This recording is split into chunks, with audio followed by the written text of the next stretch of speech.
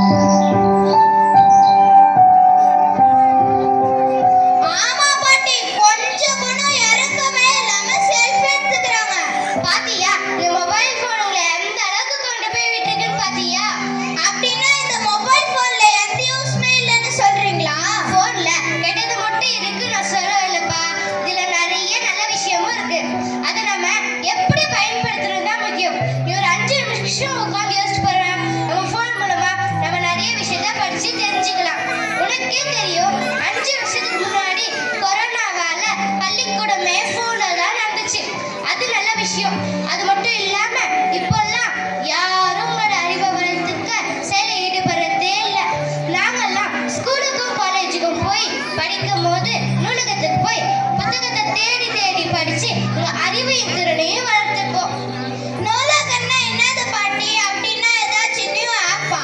ஐயோ ஐயோ பாத்தியா, நூலகம்னா என்னன்னு கூட தெரியாத அளவுக்கு இந்த ஏஐ நம்ம சோம்பேறியா மாத்திருச்சு.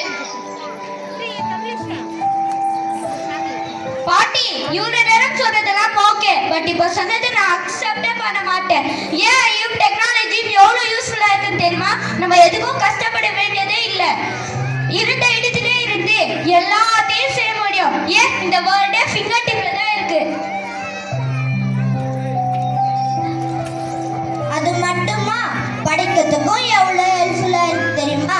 எனக்கு ஏதாவது சப்ஜெக்ட்ல டவுட்னா நான் அந்த சப்ஜெக்ட் டீச்சர்கிட்ட போய் கிளியர் பண்ணணும்னு அவசியம் இல்லை. ஏஐலே A to Z வரையும் இருக்குது. கரெக்டாப்பா. ஆனா இந்த காலத்துல நம்மளோட மூளையை பயன்படுத்துறதே இல்லையே, நம்மளோட மூளைக்கு வேலையை கொடுக்கறதே இல்லையே. எதுவா இருந்தாலும் கொஞ்சம் கூட யோசிக்காம நம்மளோட அறிவாற்றல பயன்படுத்தாம எல்லாத்துக்கும் ஏஐ மட்டும் தானே தேடி போறோம்.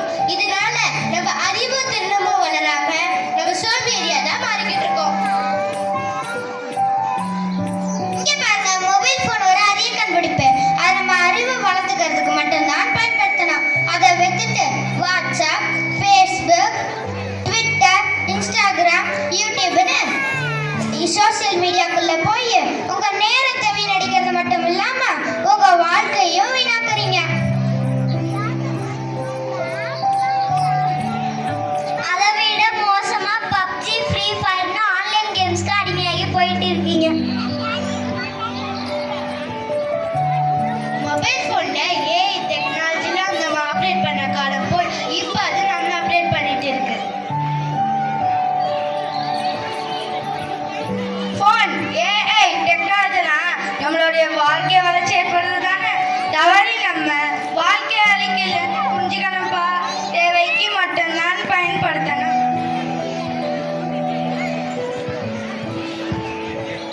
இதுல இன்னும் கொடுமையான விஷயம் என்னன்னு தெரியுமா? போன் வந்ததுலேருந்து யாரும் யார் கூடயும் பேசுறதே இல்லை. வீட்டில், ஆஃபீஸில், ஃப்ரெண்ட்ஸ் கூட யாரும் யார் கூடயும் டைம்